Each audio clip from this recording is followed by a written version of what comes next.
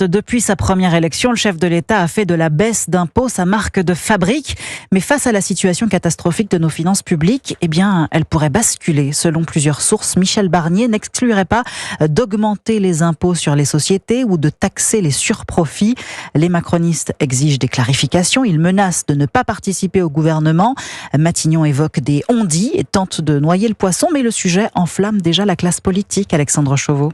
À l'origine de la rumeur, la Macronie se braque. L'augmentation des impôts, c'est une ligne rouge depuis 7 ans pour les troupes du chef de l'État. Prisca Thévenot, porte-parole du gouvernement sortant. Est-ce que nous n'avons pas d'autres marges de manœuvre que de simplement aller sur la solution de facilité qui est d'augmenter la pression fiscale sur les Françaises et les Français qui, je l'estime, et oui, ça fait partie de notre ligne politique, est déjà assez importante. Chez les Républicains, c'est le grand malaise. Le parti soutient officiellement Michel Barnier, tout en ayant fait campagne depuis des mois pour une baisse de la fiscalité.